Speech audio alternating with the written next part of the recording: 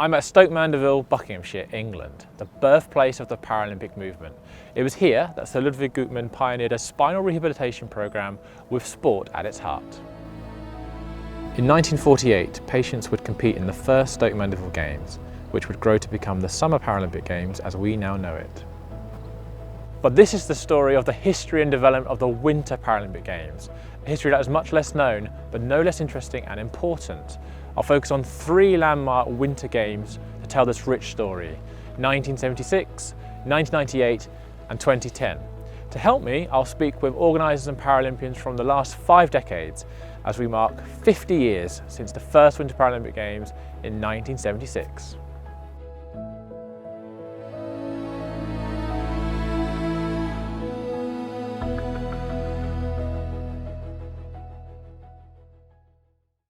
In the 1960s and 1970s, disability sport was fragmented and Paralympic opportunities were not available to everyone. The origin of the Winter Paralympic Games stemmed from a desire to provide sporting opportunities to a wider range of disability groups. Historian Dr. Ian Brittain tells us more. The first Summer Paralympic Games were in 1960 and they grew out of the Stoke Mandeville Games in the UK, but they were only for paraplegic athletes, and so there was no available international competition for other impairment groups. Organisations started to be developed to provide opportunities for those athletes to get involved in sport.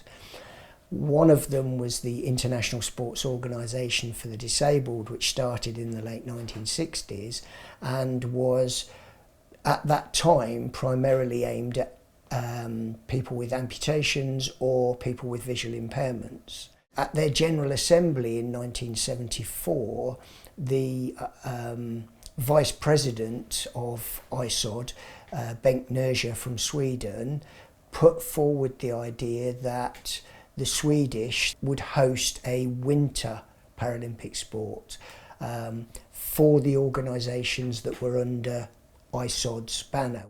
That led to the first games being held in Ornsköldsvik in 1976. And we had all the venues for a Winter Olympic for the disabled. So we had ski venues, we had alpine venues, and we had just 1 year to organize all this. We held the opening ceremony in an ice hockey arena, about 2,000, 3,000 people. And Sir Ludwig Gutmann held a speech and he handed over the county governor, who also opened the Olympic Games for disabled. I think it was really exciting, especially as the games went on. The Winter Olympic Games for the Disabled took place in Örnsköldsvik, Sweden in February 1976. The event was relatively small in scale, with 16 nations and 198 athletes competing across 2 sports, para-alpine skiing and para-cross-country skiing. Mike Brace was one of them, and I met him at the National Paralympic Heritage Centre. So we're here today to talk about the 1976 Winter Games. So I'd like to kind of have an opportunity for you to reflect on what it was like in the build-up to actually going to the 1976 Games. There was no sporting opportunities, absolutely nothing really available in London for people who were blind or partially-sighted. So I'd set this sports club up in '73 for the blind and partially sighted in London. We then got an invitation to try skiing in Norway. And I must admit, I thought that was pretty mad, blind people skiing, but I just loved it. For me, the thrill and the experience was just unbelievable. They decided that they were going to hold the first Winter Paralympics in 1976. Blind and partially-sighted were going to be included, and would we like then to trial for the Games? I think we'd done 2 weeks of skiing by that stage and got selected. Örnsköldsvik, Sweden, 300 miles north of Stockholm last Friday afternoon. Among the competitors on this charter flight, the British team of 6. Örnsköldsvik welcomes the competitors from different nations, the blind, the partially sighted, the amputees, each in separate competitions. When we arrived, we got allocated people we'd never met to guide us, and 2 of the 3 guides couldn't speak English, so that really didn't do us many favours. Yeah, and you don't speak Swedish, presumably, that. Exactly. Yeah. We learnt fairly quickly. And what was the equipment like that you used? Equipment was really basic. We had wooden skis that were really not for racing, they were more touring skis. We had these nylon-y, plasticky ski suits that didn't breathe. The ski sticks weren't really adequate for the length of skis and your own particular technique. Was that the same for other national teams, or was it just a British issue in terms of the quality of equipment? No, I think it was mainly the British, given that probably us and Denmark in the 76 Games were regarded as the only 2 non-snow sport countries. Right. So what was the reception from your other competitors? I think there was a sense of camaraderie because they were all there for the first time. Yeah. The Winter Games hadn't been held before, so there was a sense of newness, but also trying to support each other to say, you know, if we make these games work, the ones that follow will potentially be even better. And how did you feel the Winter Games was perceived generally? The notion of disabled people doing winter sports, a lot of people did still think it was pretty crazy externally. Trying to organise the games and get proper sponsorship, proper, you know, Paralympic villages, etc., was really an uphill struggle for the organisers. And for you personally, what impact did representing your country in the 76 Winter Games have for you? I went blind aged 10, and therefore once I lost my sight and started the journey, there were so many people telling me what I would never be able to do, and very few people telling me what I might be able to do. And so suddenly doing the skiing, and then suddenly racing at the skiing, and then suddenly being picked to represent your country, really just shattered my own sort of pessimism, I suppose, about what the future might hold in store. But also they gave me something to then challenge other people's perceptions. And that's really what hooked me in, not only to do the sport, but then to try and make sure that more and more people with disabilities then had those opportunities. And did you feel like a Paralympian in 1976? Not really. You were aware that you were representing your country, but up until then it was largely the disability groups that were selecting the teams and supporting the individuals. So it felt a bit as though you were representing the blind at the games as well as your country. And that started to change, I would say, probably in the 80s and coming up to the 90s.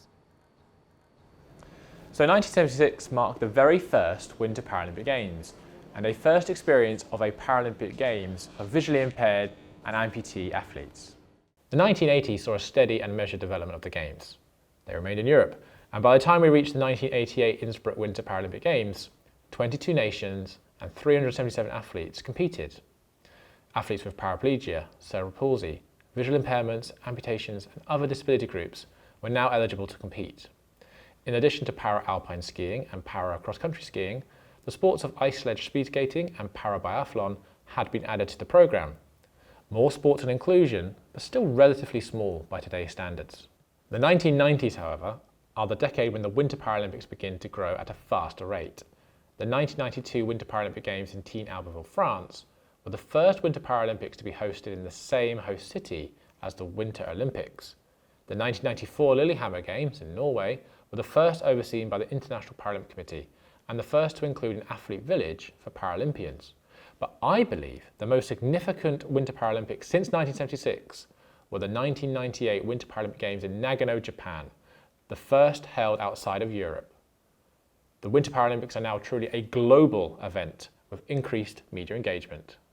As we get to Nagano, obviously then there's an explosion of interest, if you like, particularly from the media. There was a real spike in media accredited people at the Nagano Games. There were actually 5 different sports. So you had alpine skiing, cross-country skiing, biathlon, para ice hockey and ice sled racing, which was actually, that was the last time ice sled racing actually appeared at the Winter Paralympic Games.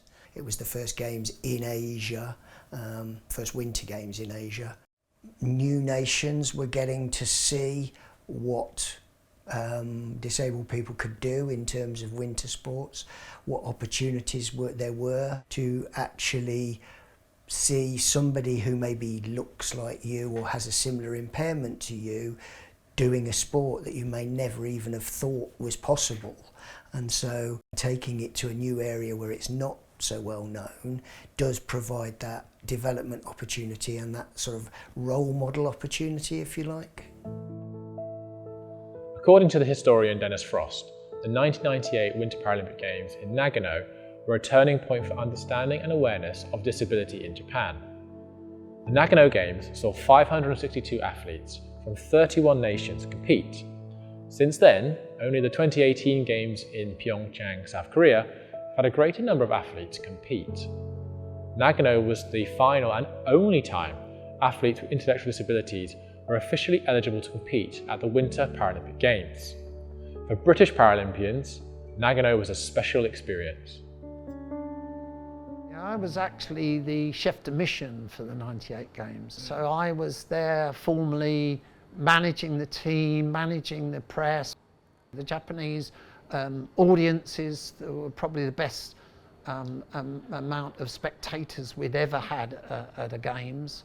The infrastructure, the volunteers was incredible. I think they set the benchmark really for the Games that then followed. Nagano was also the final competitive venture for one of Britain's most successful Winter Paralympians of the early Games, Peter Young. He remains the first and only Briton to have won medals in para cross-country skiing, winning bronze in 1984 and 1994. The race is tomorrow. Are you nervous? No. Seem very sure. I'm positive, in fact. You know, I told you early on that you don't know how good they are, so you don't expect to win, so the pressure's just not on at all. You just go out there and do your best. Number 41, Peter Young, Great Britain. 3, 4, 1, go! Yeah, come on. Pete did everything almost instinctively. He could run with a ball almost attached to his foot. He could, when he was playing cricket, he could catch the ball like I'd never ever been able to dream about. He could run independently to a noise. So everything he did, you know, you wanted to emulate. Really had quite a good sense of humour, but also quite competitive. There's 2 Swedes, a Finn and a Norwegian just gone past. Go on. Good luck to them. And what was he like as a skier? Incredible. Because his fitness level, I mean, he bit the bullet. Once we got the bug in '76, that was it. To be a cross-country skier, you've either got to be very fit, you've got to have sprinting ability, stamina, coordination, and so the amount of muscles you use are incredible, really. He was then going to be pushing for sort of top 10 finish instead of the bottom end, and just incredible will and determination. Major competitor. He was the first blind cross-country skier to win a medal at the Paralympics. And for someone in Britain without the snow history to win a medal in Austria at the Games was just incredible. He was the flag bearer in 1998, and what was that experience like for him? That was pretty special, given that that was his last Games. He'd been doing the Games right the way through, and when we put him forward, he was in tears. That was probably the highlight from the Games for him. A major honour to be there.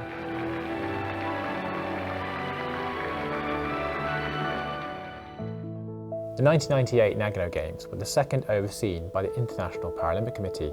In 2001, they signed the One Bid, One City agreement with the International Olympic Committee, which legally mandated Olympic hosts to also host the Paralympics. The next significant development in the Winter Paralympic Games occurred in 2010. These were the first Games to have the same organising committee for the Olympic and Paralympic Games. Sir Philip Craven, the president of the International Paralympic Committee at this time, claimed the Vancouver Games were the best Paralympics ever. The quality of competition was higher and the demands on those vying to be Paralympic champion greater than ever. I spoke with Sean Rose, who represented Great Britain at the 2006 and 2010 Winter Paralympic Games. You've had two experiences of Paralympic Games. Would you be able to describe what it was like as an athlete? It was an honour and a privilege to first be selected, to go to the games and just see the icons of the sport were there, and you were like, wow, you know. So I went along to Turin, and I nailed the downhill, top to bottom. Little skid on one section. I missed a medal by 0.6 of a second in my first games. Wow. 0.6. Yeah. I should have been nowhere near, but I just nailed this run, top to bottom. This could be good enough for a podium. 1.68 in fourth place. An excellent performance for Sean Rose. From 2006 to 2010, that was a process, and that was a time when I started to be a professional, an elite athlete, and working with different sports professionals, whether it be S&C, sports psychologists, waxing and tuning, and just going through them marginal gains and looking at 1%. And, you know, that took a long time, but I just started chipping away at the best in the world, and I was catching. And it was just a great sensation, great feeling. Going in 2010, that was my season leading up to the Paralympics, and we'd done all that fine tuning, and I felt like I was on top form. And I went to the World Cup in Sestriere, and I just nailed it and won.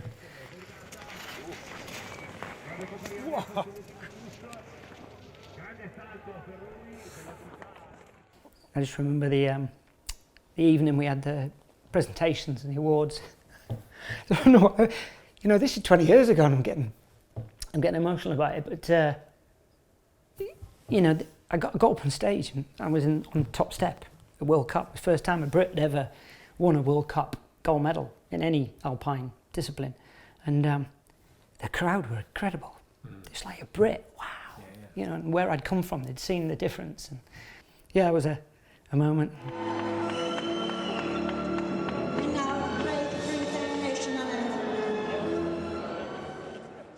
You're at the top of your field. How did you feel going into 2010? A lot of things happened. Turned up at the games, and 3 days before the biggest race of my life, I'm in a downhill training run.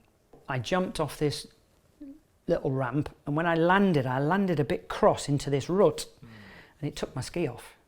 And as it took my ski off, I went down feet in, I rolled over, and my arm stayed straight, and I just ripped all the tissues and tendons and in my shoulder. They said, look, Sean, you're out.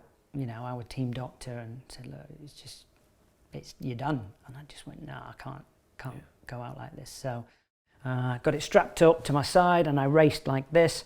I was winning the Super G, and I crashed, and I finished about 7th in the downhill. I was only 2nd off a medal, and now on my day, it would have been a different story. So really upset. I was doing pretty well in the GS, crashed, came about 8th in the slalom. So I was on it, but just not enough. I didn't have the movement. It'll hurt me for the rest of my life, the fact that I never medalled at the Games.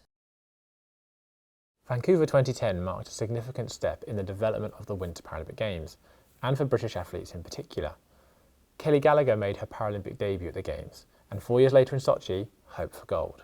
Coming into the 2013-14 time, me and Charlotte were looking for 5 goals, and we were really working with our sports psychologist in order to be able to manage the pressure that we had kind of brought upon ourselves.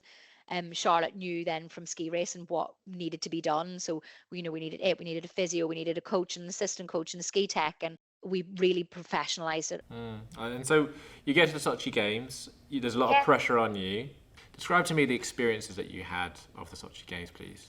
The Sochi Games were difficult because the resort had just hosted the Olympics, and now the snow wasn't what it had been the year before when I won gold on that hill.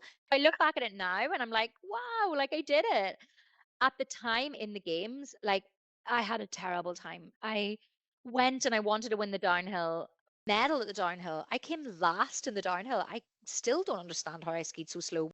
Super G next, won it. It was a sense of relief. It wasn't a sense of accomplishment or delight. Great Britain will get this women's Super G for the visually impaired category underway with her guide Charlotte Evans, and a similar gate set to what we saw on the men's on day 2, and Gallagher negotiates those okay. 1:28.72 the time set.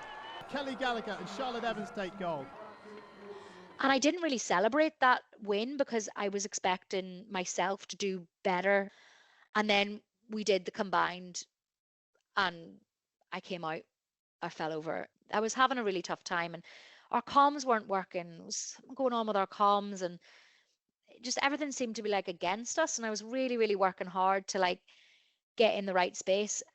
Good skiing here from Kelly Gallagher. And then we went to do the slalom and my ski came off. Gallagher's down again. She's lost the ski. Frustration for Kelly Gallagher and disappointment for her family and friends and supporters. I saw other people like taking her medal and I was like, right, well, we only have the GS left. And then Gallagher. Oh no, she's had equipment failure. My ski came off in the GS and I literally lay on the snow. It felt like the end of the world. I let myself down and I felt like I let Charlotte down and I lost the gold and I had to watch everyone else compete for something that I felt I was just not part of. And I remember in ParalympicsGB, one of the comms officers, she was like, you don't know this, but like you've won Britain's first gold medal. Like when you get home, like there's a different thing happening in the bubble. And I was like, yeah, whatever. Like I was bawling my eyes out, like crying away. And then sure enough, like we're still talking about it. We're still talking about the gold medal that I won in Super G. Kelly Gallagher together with Charlotte Evans. And of course, Sir Philip Craven as well. Like I won. Oh my gosh, like I won it. Like after all that time, I did win a gold. But in the perspective being in Sochi, I went to get 5 gold medals, so I basically did 20% of what I expected. Which game did you enjoy most? Vancouver I enjoyed because there was no pressure. Sochi I enjoyed because I won something. And Pyeongchang I enjoyed because I took it all in, thinking to myself, this could be the last games. So far, we've explored the history of the Winter Paralympic Games over the last 50 years. We've seen British athletes go from just 2 weeks of ski experience to years of professional training, from participation to gold medal successes. Where there were once one-off television features, there is now extensive live coverage. But what about the future? I asked our guests to consider the future development of the Winter Paralympic Games and the challenges that need to be overcome if they are to thrive for another 50 years. As such, I believe there are 5 main issues that need to be addressed. Number 1, athlete numbers. There's a lot of work still to be done developing winter sport in places like Africa, providing opportunities, and obviously a large part of the reason for that is they just don't have the facilities to be able to train and prepare for a Winter Paralympic Games. And a lot of that is down to, access to the necessary geographic, topographic, weather conditions, etc. As a Brit, we don't really have a lot of access to snow, and to be able to get onto snow, yes, we have indoor centres, brilliant. You can do a certain amount. In my off season, which is our summer, I'd be training indoors maybe once or twice a week at Milton Keynes or down to Hemel, places like that. So we can set up gates, you can replicate, but the big open space of the mountains, it's a little bit different. In the summer games, you're covering most of the sports. But in winter games, I think there are more sports that can be involved. I agree there needs to be more global representation, and that adding more ice-based sports could help more nations to compete at the Winter Paralympic Games because ice sports are more accessible than snow sports. Number 2, female athletes. The underrepresentation of female athletes remains a challenge. Since 1992 in teen, the percentage of women has only increased at the Winter Paralympic Games from about 19% of the total to about 24% of the total. Whereas if you look at the Summer Paralympic Games, they're probably up to about 45% women. Support programs have been introduced and progress has been made, but more needs to be done. Number 3, climate change. The Winter Paralympics are particularly exposed to climate challenges because of being in March. The Winter Olympics happen, and then they need 2 weeks to be able to strip down the events and then reintroduce the event of the Paralympics. And that can sometimes be really, really difficult. So the actual timing of the games is really difficult because it happens in springtime and then the slopes have deteriorated a little bit. And so I think we do need to be in places that are more snow sure. It would be a great question to pose, should actually the Winter Olympics be in January and Paralympics in February.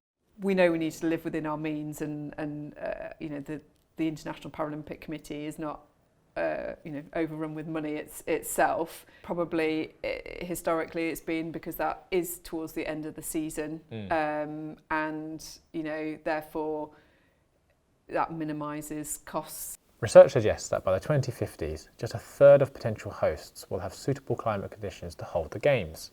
To be viable, the Winter Paralympics should be hosted in January or February. Number 4, inclusion of athletes with intellectual impairments.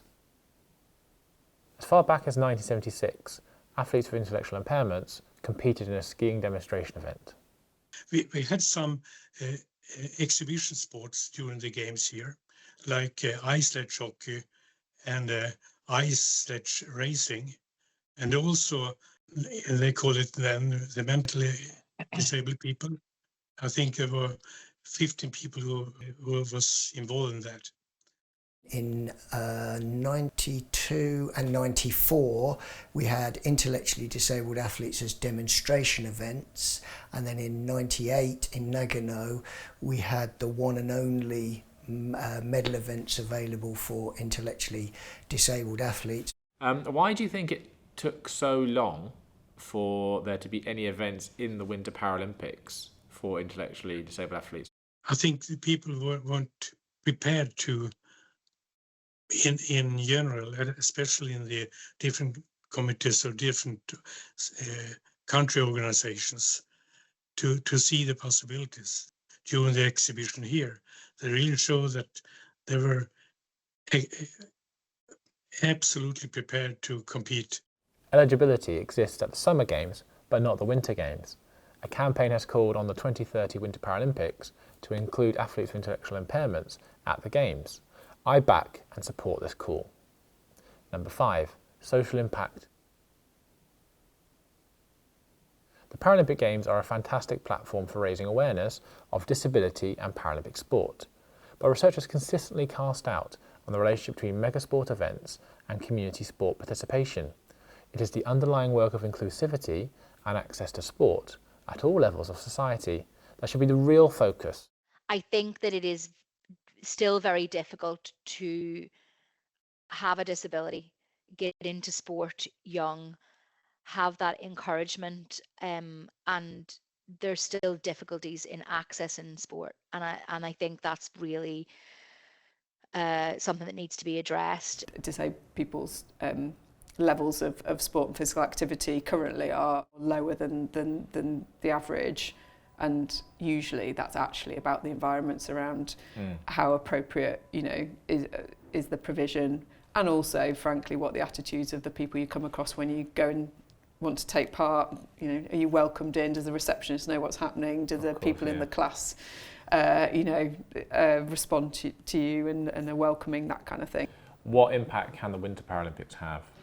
The Summer and Winter Games are really key markers and moments for us to help achieve our broader vision for the organisation, which is through sport, inspire a better world for disabled people. So in terms of what we're doing, a couple of things really. So one is that we have a platform, Everybody Moves, which directs disabled people to sport, physical activity opportunities in their areas. It also prompts some of those activity providers to say, do you definitely provide inclusive opportunities in your area? If not, why not? So I think one of the things that we'll be doing is really pointing people directly from that Channel 4 broadcast through a QR code to the website. Only about 25% of disabled children, so they regularly take part in sport and PE in school. We know from teachers that it's mainly around confidence to deliver inclusive lessons. So we're doing a whole load of school programmes and all sorts of things for teachers to be able to deliver good inclusive activities. And we're also really highlighting that issue and really pointing to the government's curriculum review to say PE should be a priority and teachers should be delivering good inclusive PE as part of that. The Paralympics can generate momentum and increase awareness of disability sport, but harnessing that into actual sport participation that lasts remains a challenge. Therefore, the Paralympics should be viewed as the cherry on top of the cake, not the cake itself. The Winter Paralympic Games have come a long way from their humble beginnings. From ill-equipped athletes to cutting-edge technology, the quality of Winter Paralympic sport is greater than ever. The contribution of early British athletes such as Mike Brace and Peter Young laid the foundation for Great Britain's gold medal winning Paralympians such as Kelly Gallagher, Menna Fitzpatrick and Neil Simpson. The Winter Paralympics is an established sporting event that is global and growing. There are challenges to overcome, but in identifying them, we can begin to address them, ensuring the continued development of the Winter Paralympic Games.